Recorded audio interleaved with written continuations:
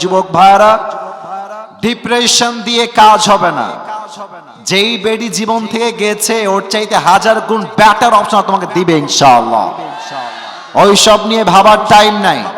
এখন চিন্তা হবে একটা, আমার পুরো জীবনটা যাবে আল্লাহর রাস্তায়, আমার পুরো জীবনটা যাবে নবীর রাস্তায়।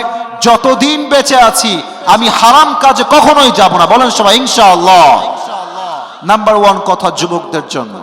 নাম্বার টু, আমার কলিজার টুকরা বোনদেরকে বলবো, মায়েরা বোনেরা একটু কানটা খাড়া করবেন।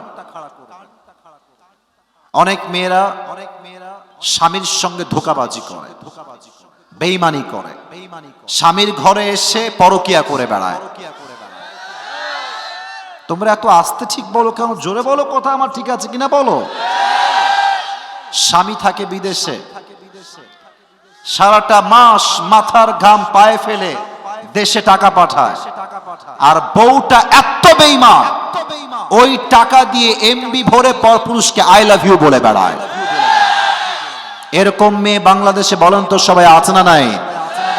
বিয়ের পরে আপনার বাপও আপন না, বিয়ের পরে আপনার মাও আপন না, বিয়ের পরে আপনার রক্তের ভাইও আপনার আপন না।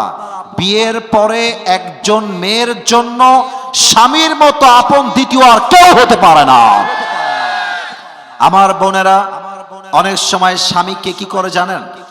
প্রেশারাইজ করে। আমার আইফোন 13 লাগবে, আমার আইফোন 14 লাগবে, আমি ফরিদপুরের গ্রামে আর থাকবো না, আমাকে শহরে নিয়ে যাও, আমাকে অমুক বাড়িতে রাখো, আমাকে অমুক গাড়ি কিনে দাও। ডিমান্ডের শেষ নাই। আমি সেই মেয়েদেরকে উদ্দেশ্য করে বলবো, ফাতেমা রাদিয়াল্লাহু তাআলা আনহার জীবনী থেকে শিক্ষা গ্রহণ করেন।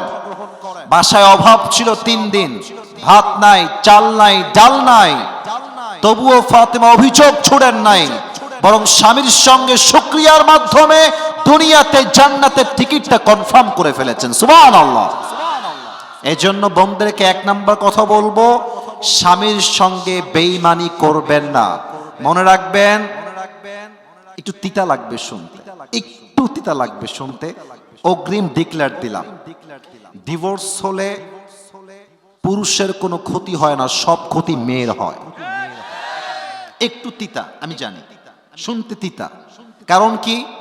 একজন নারীর সতীত্বের অনেক দাম আছে, যেটা পুরুষের আহামরি দাম নাই। একজন নারীর দেহের অনেক মূল্য আছে, যেটা পুরুষের ক্ষেত্রে আহামরি সমাজ দেখতে চায় না। একজন মেয়ের যখন ডিভোর্সের দাগ লেগে যায়, পুরো সমাজের চোখে সেই মেয়েটা একদম ছোট হয়ে যায়। ঠিক কিনা বলে? তো স্বামীর সঙ্গে বেঈমানি করার পূর্বে একটু ভেবে নিবেন যে ক্ষতিটা আমার হবে না, ক্ষতিটা আপনার হবে না, ক্ষতিটা হবে প্রত্যেকটা সেই মেয়ের যেই মেয়ে স্বামীর সঙ্গে গাদ্দারি করে। ঠিক কিনা বলেন? আল্লাহ মেয়েদেরকে বোঝার তৌফিক দান করুক। পড়েন সবাই আমিন।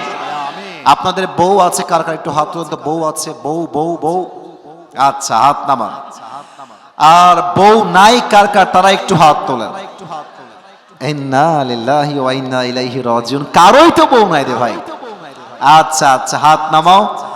আমি এটা লাইভ চলছে তো, না হয় অনেক কথা বলতাম, ছোট্ট একটা কথা বলবো যে আল্লাহ তুমি প্রত্যেকটা সিঙ্গেল যুবককে বউ দিয়ে দাও। যারা আমিন কয় নাই কেউ বউ পাবে না। আরে ইয়ার জোরসে বলো আমিন। আর আমার আব্বাজান যারা এসেছেন, আমি আপনাদেরকে চোখ দিয়ে দেখতে পাচ্ছি আব্বাজান, এবং যারা আমাকে শুনছেন মায়েরা, ছেলেকে বিয়ে দিয়ে দেন, আর দেরি করেন না, আর না। আর শীতকালে যুবকদের চরিত্র এমনিতেই নষ্ট হয়ে যায় খুব বেশি।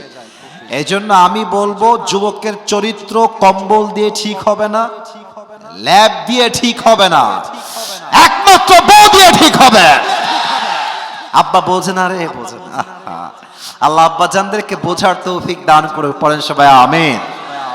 3 নাম্বার কথা, আমি আমার আব্বা জান যারা এসেছেন, আমি আপনাদের পায়ে হাত রেখে বিনয়ের সঙ্গে বলবো, আব্বা জান, আমি অনেক মুরব্বীকে দেখেছি চায়ের দোকানে বসে পায়ের উপরে পা তুলে বিড়ি টানে।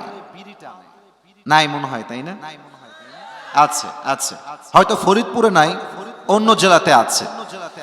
পায়ের উপরে পা তুলে যখন মুরব্বীরা চায়ের দোকানে বিড়ি টানে, মুরব্বীর বিড়ি টানা দেখে যুবকদের ঈমান চরিত্র দুইটাই নষ্ট হয়ে যায়।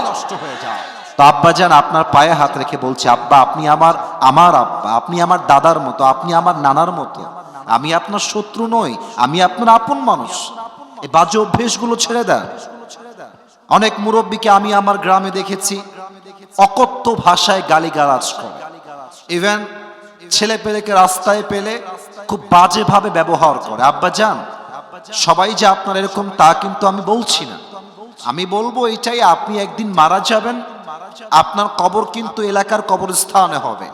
আপনার ব্যবহার হবে এত সুন্দর যে আপনার মৃত্যুর পরে এই ফরিদপুরের প্রত্যেকটা যুবক চোখের পানি ছেড়ে কান্না করবে এবং আপনার কবরের কাছে মন খুলে দোয়া করবে। যুবক ভাইরা, কথা ঠিক আছে কিনা বলো আমাকে। আল্লাহ আমার মুরব্বী আব্বা জানদেরকে বোঝার তৌফিক দান করুক, পড়া আমিন।